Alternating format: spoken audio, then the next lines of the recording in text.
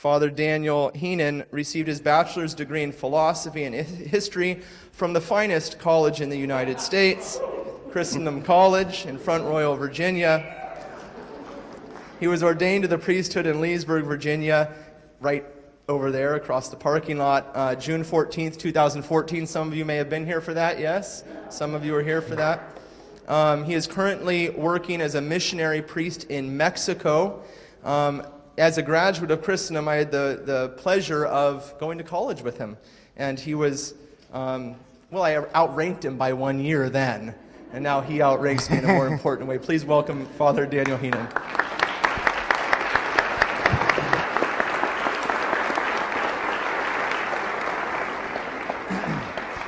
Thank you very much. This is a real privilege for me to be able to do this, to celebrate Vespers and give this talk for a number of reasons. So I'd like to thank Deacon Sabatino and the Institute of Catholic Culture. I don't know, I commented to him just a little bit earlier, but I don't know if those of you who support this great apostolate realize it, but many seminarians enjoy listening to these talks. Would be in the weight room and running on the treadmill, and people are listening to different talks. I told him though, if I accidentally downloaded one of his talks because we went to college together, I had to turn it off. That was a little too much.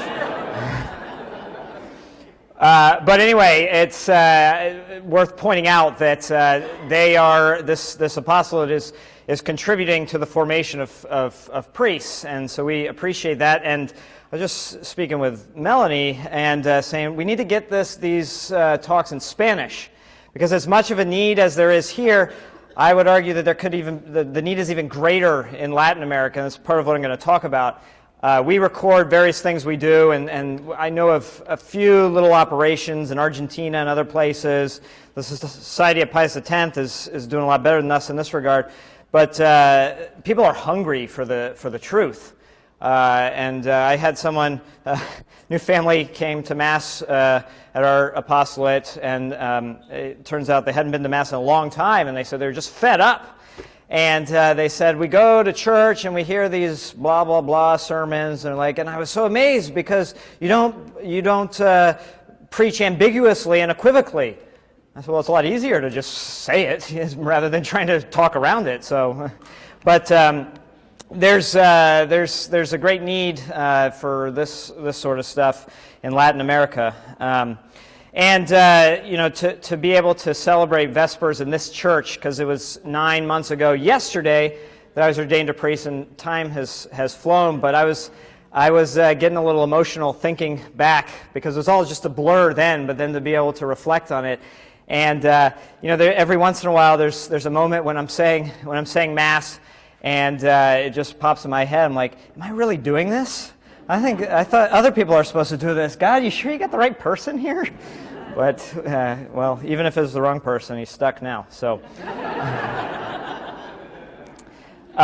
so that's my little vocation plug, because it's been a wonderful 9 months, and how can it not be? You get to hold God in your hand every morning, and you get to bring people back to the life of grace by saying the words of absolution, attend people in their dying moments. What a life! None of us are worthy of it.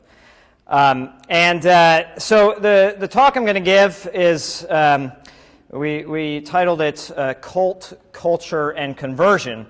And so a couple of caveats. I'm not going to talk about the Branch Davidians or the Halley's Comet people or anything like that. Cult in the sense of worship and the way we render worship to God, and the obvious connection, even etymologically, between cult and culture, and specifically what the importance of cult, of worship in conversion. Cardinal Burke recently, he said that the liturgy is the most important tool of the new evangelization. So I want to talk about why that is, because sometimes people think I think Deacon Carnazzo mentioned that my community is the Fraternity of St. Peter, so we offer the extraordinary form. So we do all the old rituals, and along with that, we have a traditional formation. So we rely on St. Thomas as our guide for formation and philosophy and theology, and we try to pass that along to our people. But we do this in the context of the traditional liturgy. And sometimes people think that, while the traditional liturgy might be great for people who are like really smart or really artistic or really old, certainly it doesn't work in missionary lands. And I was at dinner at a family's house a little while ago, and the families whose house it was, they're parishioners, but they had some relatives over, and as they were explaining what we do, this person who's a bit older, she said, well, if the Pope, says that you can do the traditional liturgy, then great, that's good. But, I think it really is better for Americans because, more people read there, and in Mexico or in Latin America, not everybody's literate. And I said, well, that's interesting because, when your country was evangelized 500 years ago, this was the liturgy. And this is a thing that really makes an impact on Latin Americans when you say, this is the liturgy of your saints. You're praying in the same way they did. That makes a big difference. And they didn't read. If the literacy rate isn't good in Latin America now, what do you think it was 500 years ago? And yet somehow the liturgy speaks to us, even whether you're an intellectual or whether you're a peasant. And this is something that Pope Benedict pointed out in the Motu Proprio Summorum Pontificum in 2007, and also more elaborately in his book, The Spirit of the Liturgy, which makes some references to. He said that there's a way to communicate that transcends words. And actually this pertains, we all know this, because what do we sing about? We don't sing generally about mundane things. No, we sing about things that elevate us, because mere words don't quite do it. Or when you see a work of art, its attraction to you is that it says something more than just what you see. Or you hear a beautiful piece of Bach's music or something. There's a meaning there that can't be expressed in words. And this is part of what the liturgy should do for us. And whatever form of the liturgy, and I'm not, I'm not here to make judgments on other forms of the liturgy, certainly not. I just speak from my own experience. And it's actually quite a beautiful thing. Deacon Sabatino was mentioning that he's a Greek Catholic. And if this is the beautiful thing about the Catholic Church, that we can have many cultures, right? And these many cultures can all be Catholic cultures, as long as there's something fundamental that unites them all. So I have a few reflections on what the nature of culture is and worship is, and how this can be a great tool, important tool for conversion. But the caveat other caveat I want to give is a lot of the talks you hear at the Institute of Catholic Culture are given by great scholars and doctors and whatnot, and this, I don't make any pretense to say that this is going to be like that. More, I want to take just some of my own reflections and experiences from being a missionary for a short time in a foreign culture, a Catholic culture. And this is something interesting because most of us don't know what that really is. We can think about it in a theoretical fashion, but it's one thing to say, it'd be nice to have a Catholic culture. But what does that mean? You have to live it. You have to see what it is. And I'm still new at it. I don't really know what it is either because I didn't grow up in it. But to meet people and see how, if the Catholic faith permeates everything you do, and what does that look like? And this should be, in fact, what we all desire. And what are some obstacles to that? So this is, not meant to be a doctoral thesis, but just some sort of random reflections I hope I can tie together. And it was really great to talk about cult right after we have this beautiful liturgy. I miss this not being in the seminary, because we would do this every Sunday. and every feast day at the seminary, and then you get out and you're working in the parish, and we don't have the resources to do it nearly so nicely. But the music is sublime, right? And it lifts you up, and it should make you think of transcendent things. And isn't this part of what liturgy and culture are supposed to do? And it connects us with our past, right? Culture is not something just for one generation. It's passed across generations and shared by a group of people. And part of it is a collective memory, right? Remembering where we've come from. And some people like to talk about progress, but really liturgy should be a remembering or a going back to the origins. Because in a certain sense, that's exactly what the Christian life is about, right? It's about going back to the pristine state, but better. And in our gospel today, this Sunday, in the extraordinary form, we have the account of the multiplication of the loaves, and this presages the gift of the Eucharist, where we see our Lord desires not just to satisfy us, but to satisfy us over and above. And they had to collect all the fragments, lest any be lost. And so this is what our Lord wants to do for us, and He wants to do not just for us as individuals, but as a people, collectively. You know, the Protestant idea is we are saved individually, right? It's me and God, and that's it.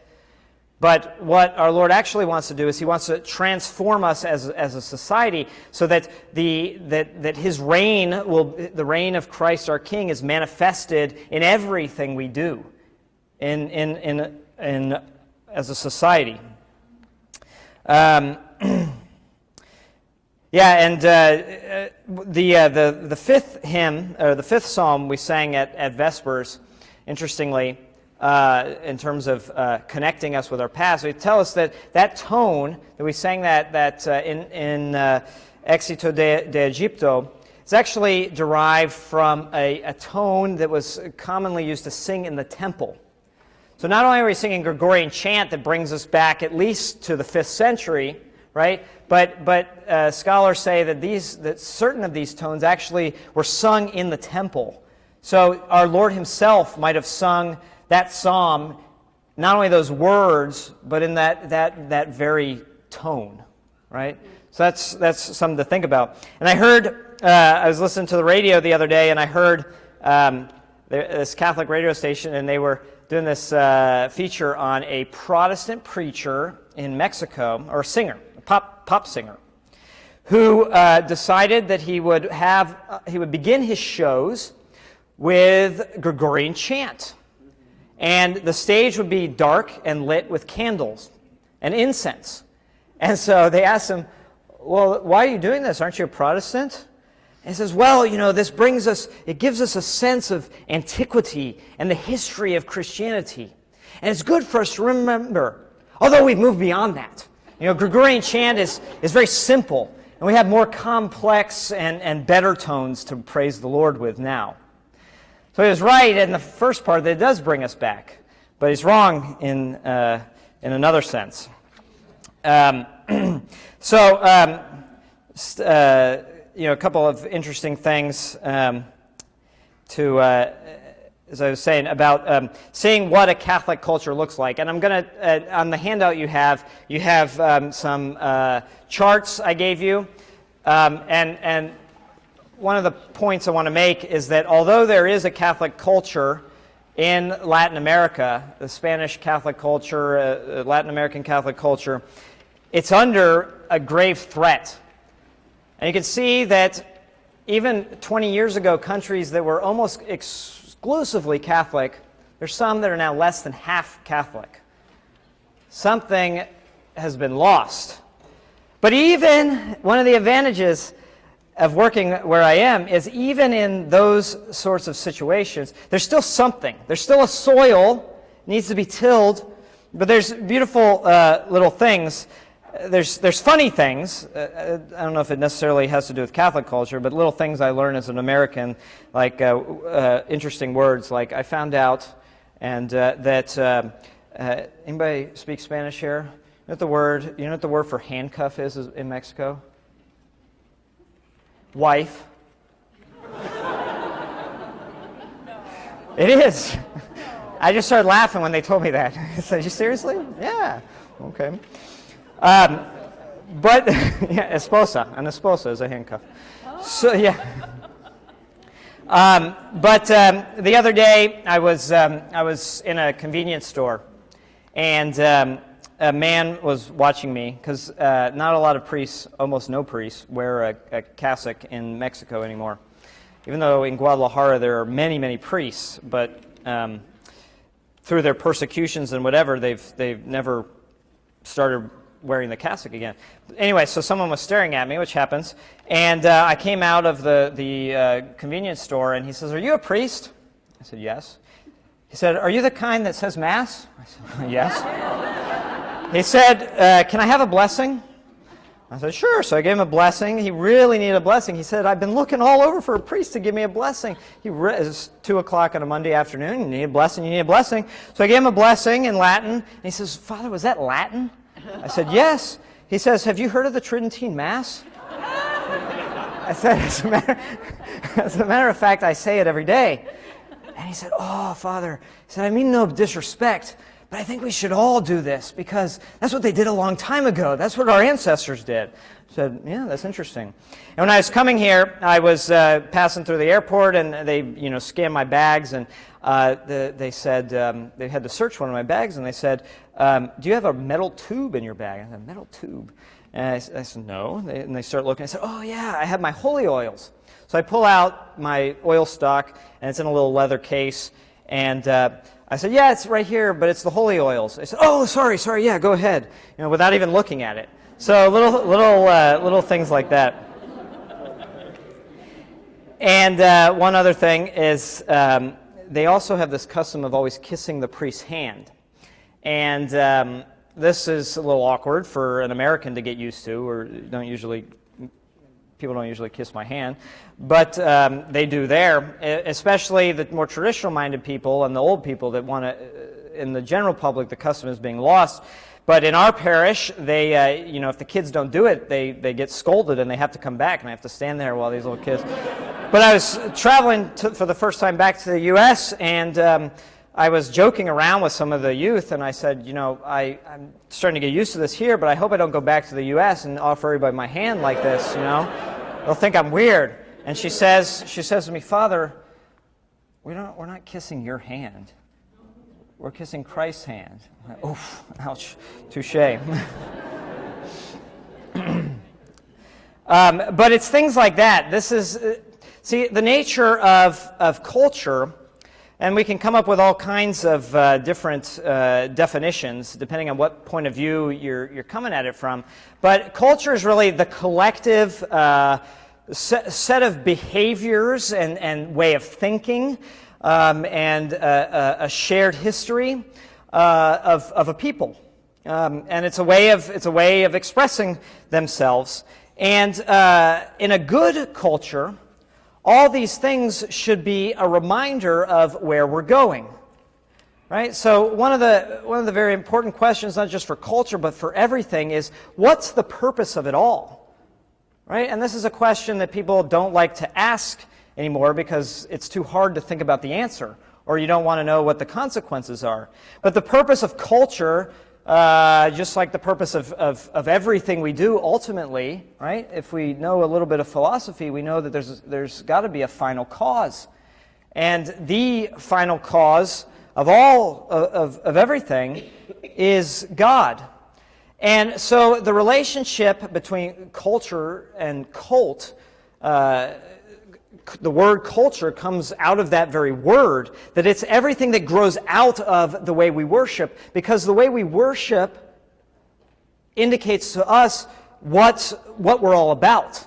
It reminds us of ultimate things, right? And it keeps our mind ever focused on where we're going. And so, we have jobs and we have other occupations, but God set it up that we have to come and worship Him at least once a week to make sure our compass is pointed in the right direction. And we lose something. It's hard to speak about a culture if we don't have the same cult, right? Because we might all be going in different directions. I was on the way over here. I I drove up from Richmond where I was doing some fundraising, and I was getting drowsy, and so I turned on the radio, and some people, to get themselves riled up, might turn on rock music. I turn on NPR.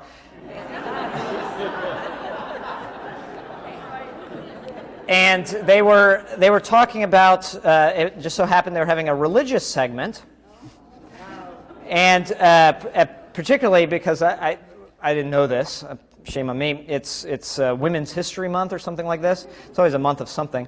But they were talking about feminist theology. Oh, that's interesting. And they had a Catholic and a Jew, women, talking about Catholic or about feminist theology and how we need to reinvent our concept of God to account more for the woman's point of view. And the interviewer asked, well, what do you do with women who want to preserve the traditional theology and are quite content with the traditional views of men and women? I said, well, there really aren't any of them. Or even where they are, they really, deep down, they're really fermenting for this. They really want this. But in order to push their cause, interestingly, they're creating rituals, right? Because rituals inculcate things in us.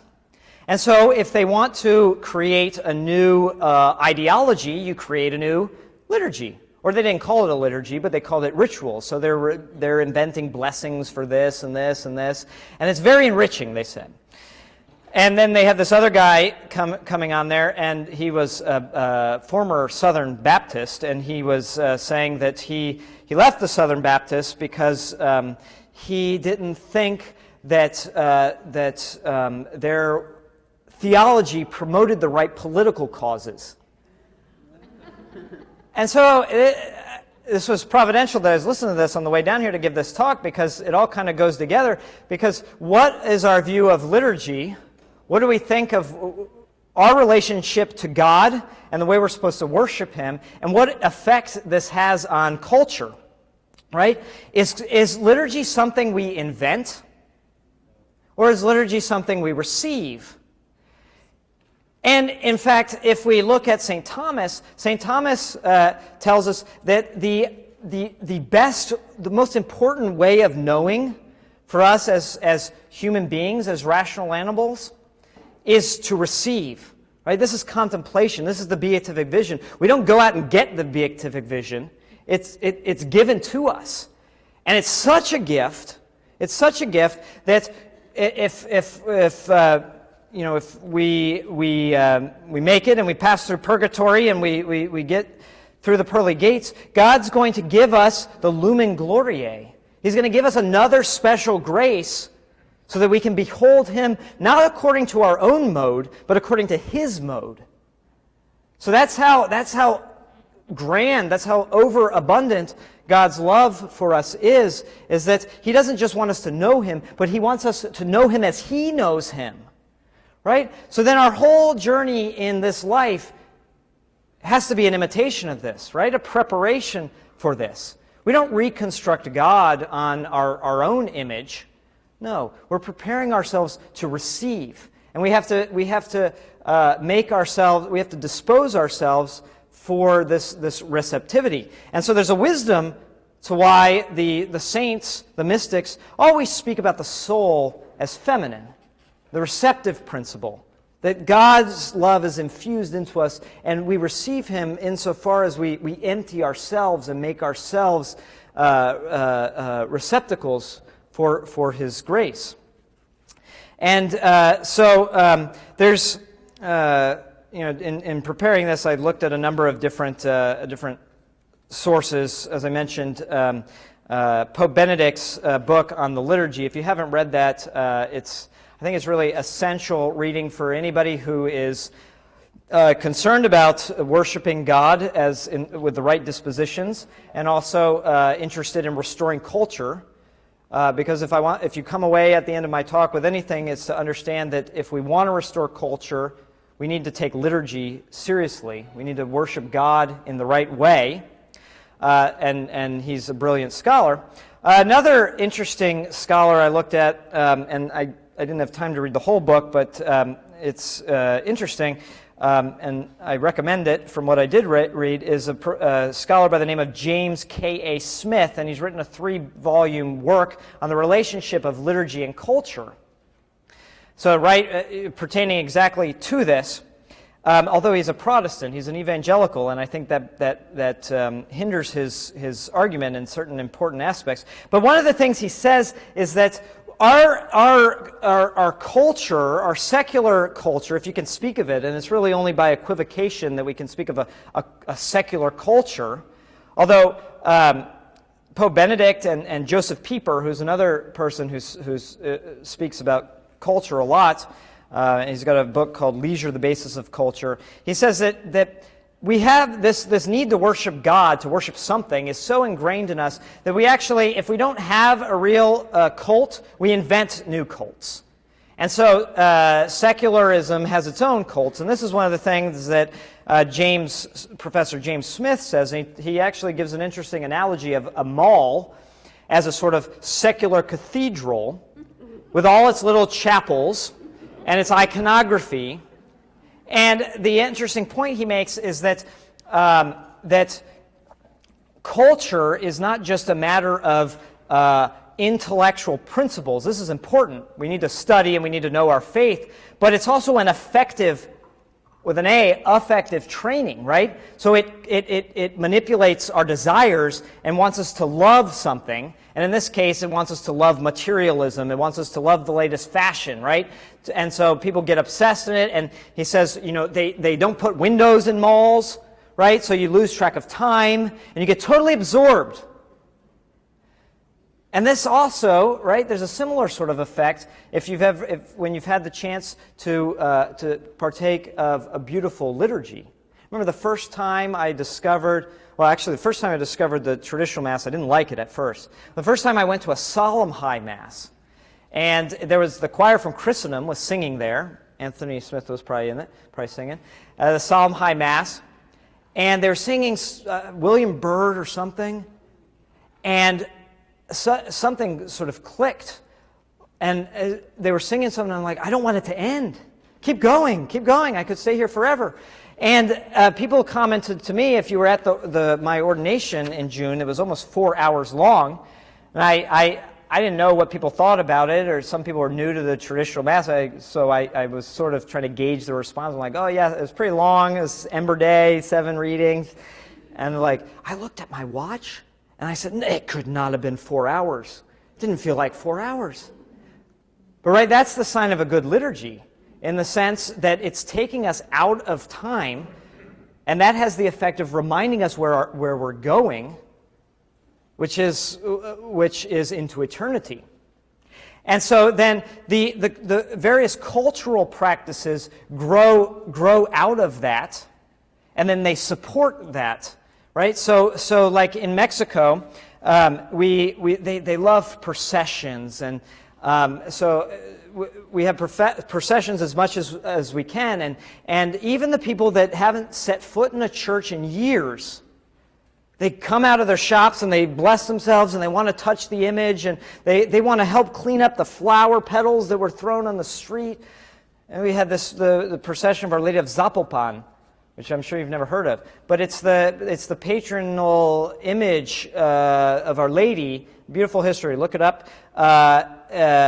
Patroness of Guadalajara and Jalisco, and so she visits all the churches at different times of the year, and it's like a movable feast day. When she comes, it's a first-class feast because she's there, and they lay alfalfa and rose petals on the street. They put banners up, and they stop all the traffic. There's a military band.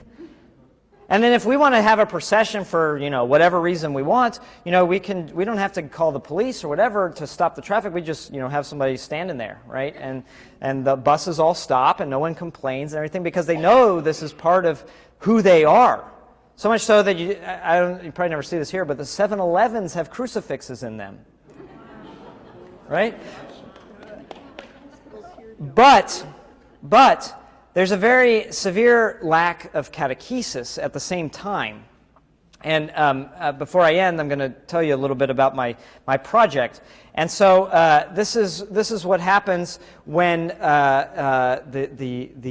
the cult aspect, the religious aspect fails. The culture hangs on for a while, right? And it's hoping to get that back, its foundation back, right? But people don't understand why they're doing these things. It's not uncommon amongst my parishioners or people that I meet to find people who pray their rosary every day and do all their novenas, but haven't been to Mass in years. What's gone wrong? Maybe we need to revisit the question of liturgy and what the Church is doing and whether it's doing its job of sustaining this beautiful culture, right? So, along the lines of what I said, Professor Smith, there's a number of scholars have said the same sort of thing, understanding that we are both body and soul, intellect and will. We need to take all these things into account. There's a philosopher by the name of James Taylor, not the singer, who wrote a book called Poetic Knowledge, and he says that the key to restoring culture is to an education that takes the will and the passions into effect. This is poetic. We need to stimulate, we need to teach us what we're supposed to love. Again, going back to liturgy, right? If we're worshiping God in the right way, then our loves are pointed in the right direction. If we have other priorities, if we're like those people I heard on NPR, and we think that liturgy is subordinated to some cause, and even this Professor Smith seems to be making this same error because he starts out with what kind of culture do we want? So let's create a liturgy that reinforces that. But it works the other way around. Pope Benedict points out in his book, The Spirit of the Liturgy, that right from the Old Testament we see that the purpose of the Exodus, right, is what? If you saw the Charlton Heston movie, you're going to get the wrong idea.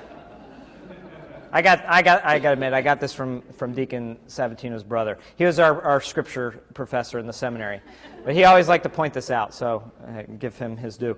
But what was the purpose of the Exodus? Why was Moses demanding that they be set free? To do what? To worship God, and to worship Him in a specific way, right? It was non-negotiable. Pharaoh was trying to negotiate and said, well, some of you can go, but not all of you. He said, no, God said this way. Well, why don't you just worship your God here? No, God said this way. And so he was showing us that you need to worship God according to what God dictates. And they only entered into the promised land after the covenant was made that included all these mandates for how they were supposed to worship God, the dwelling place of God among men, that the tabernacle that would go with them in the desert. Then they were prepared to inherit the land. Then they could build their culture when they had worship of God right, when they had the covenant right. And when they strayed from that, what happened? They were sent into exile. They were defeated in battle. This Solomon, started going out. He married all these wives, and he started going after their gods and setting up temples, right? And so then they were punished for it. Their culture, their society couldn't survive when the worship of God wasn't done right. Another scholar who speaks about culture in general is a man by the name of priest Father Edward Lean. Also highly recommend, great spiritual writer, but also wrote about education. One of my favorite spiritual writers, very Thomistic, but he has a great point. He says, for us, for whom wisdom now has a name, education can be nothing other than a continual process of conversion. Right? So it's understanding education, which is what culture is doing. It's educating us in more than just an intellectual way.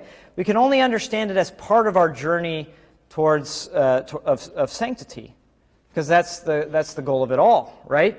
And so if God is truth, then what are we wasting time with if our learning is not aiding us in knowing Christ better? It's worthless. And along those lines as well, G.K. Chesterton, going back to this need for the effective aspect of how we educate ourselves, he says, the insane man is not the one who has lost his reason. Rather, the insane man is the one who has lost everything but his reason. So to have a right understanding of who we are is an important part of culture. And not all cultures are equal, right? So there's in Mexico, they've sadly since they gained their independence in one way or another, but the secular influence, Masonic influence, has been working there, and so now they have this idea they want to gain an appreciation for their indigenous culture, right? But if we think about it, and sometimes historians will say, oh, those terrible Spaniards, they ruined the culture of those Aztecs. If only we were still ripping out hearts and eating them, life would just be so good here. But no, we can evaluate a culture. We can evaluate actions and behaviors and customs insofar as they conduce us to our final end, or they don't. And so when we're thinking about what's most important for a culture, Joseph Pieper, another philosopher that recommended, wrote a book called Leisure, the Basis of Culture, and another one called A Theory of Festivity. And he says the most important thing for restoring culture is to have an understanding of a proper sense of leisure. And in a certain sense, that's obvious, right? I remember a professor saying that culture really developed in places where they grew grapes and they grew olives because they take a long time to grow, right? So you have to stay put for a long time. Then you have time to think about things, right? So then you can start to draw, make art, and write and all this. And that's very true. But in our culture, when we think of leisure, we think of watching the football game, which is okay. I like watching football too. But in the truest sense of the word, leisure is what disposes us for this receptivity of receiving God. It's a practice of contemplation. Right? So it should be elevating the spirit, and it should be disposing us for those most important things. And in our society, we've got it all backwards, because sometimes we think leisure is for the sake of work. But Pieper says, no, actually, work is for the sake of leisure. And of course, the whole communist, or actually since the French Revolution, they've tried to reinvent that, invert it, and define us in terms of our ability to work and our economic output. And arguably, make the assertion that this actually stems out of Protestantism ultimately, because it puts the emphasis on what man decides. Okay, it takes it out of the faith is not something we receive, but it's something we sort of can create for ourselves and then manipulate according to this or that political end. And then it also disintegrates that unity of culture, right? As I said at the beginning, if we're all worshiping in different ways, which we as Americans are very accustomed to, but in other parts of the world they're not so accustomed to that, then we can't have a culture. I was in Colombia, and they have this beautiful Corpus Christi celebration. It's a national holiday. And even there, it's been corrupted because they have the religious celebration, and then they have all these signs that says, Corpus 2012. And it had like silhouettes of dancing people, and I saw the biggest beer pyramid, like cans of beer. And I love beer's good, right? Beer is part of a good culture, right? You need time to brew a good beer. But this was beer companies sponsoring the Corpus Christi celebration. So it was the religious part and then the secular corruption of it. But some people were talking to me, and in this town of about 10,000 people, they got their first Protestant church. There were about 300 people. The pastor was American trained and had a really nice car and went back to the States all the time to get, retrained or something. But someone said, I need to ask you a question, right? You have Protestants in your country, don't you? I said, yes. He said, what do you do about them? But the reason it was so distressing is because when they have this Corpus Christi procession, some people didn't take their hats off. Right? So this is a sign of something that's healthy still there in a culture. There's a lot more I could say about this, but I think I'm about out of time here. So just and something, Pope Francis also, I think, said something about that goes with what I want to say as well, that he said something, and I don't know if he meant exactly what I'm meaning, but in the best sense. Sorry, I didn't mean it that way. No, but he said we need to restore a sense of awe to the way we celebrate the liturgy. And that is a very good point. We do need to restore a sense of awe. Now, fidelity to the rubrics is not in contradiction to a sense of awe, but it can forget about that. But for me as a priest, I laid down on the floor, and that symbolized my death to the world and my living for Christ. And in a sense, every time I celebrate Mass, I'm trying to do the same thing. Empty myself and give myself over to what God gave to me. So much so that in the traditional liturgy, when you consecrate, the priest lays himself on the altar, right? So, as I said, there's a lot more I can say, but just a brief mention of the other thing that brought me here, and I have some pamphlets over here. I'm also on a fundraising trip because we in Latin America, the Fraternity of St. Peter in Latin America, is trying to do our part to regain this culture that's being attacked. And on the handouts I gave you, there's a couple of beautiful prayers that just to give you a sense of the an outgrowth of a good Catholic culture. One of them is the consecration of Mexico to the Sacred Heart. And it's very moving. The other is from their Christmas celebration, the song they sing. They do this 9 days of pilgrimage with images of Mary and Joseph, not asking for a place, right? And they sing this song. So read it on your own. But what we want to do is we get a lot of interest in what we're doing with the liturgy as an order devoted to the extraordinary form. And we get lots of vocation opportunities, and we're doing lots of formation of laity as well. And so we're trying to expand our apostolate and actually open a seminary, a house of formation for Spanish speakers. So I'll invite you over to the table over here, and you could take some brochures and ask me more questions. So I thank you for your attention, and God bless you all. Thank you, Father Daniel. Thank you. Just a moment.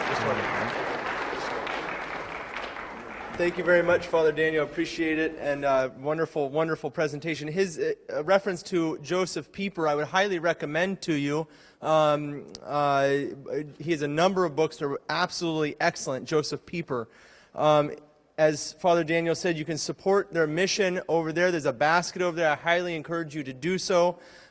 He's doing excellent work in Mexico. So, and I'd also ask you, don't go running off right away. Please stay around and enjoy each other's company. We have some shrimp, some wine, and things like that. Enjoy yourself as this midpoint of Lent, Laetare Sunday, to restore that Catholic culture and that sense of resting in the Lord as we begin the second half of our journey, which brings me to my last point, which is we are on a journey.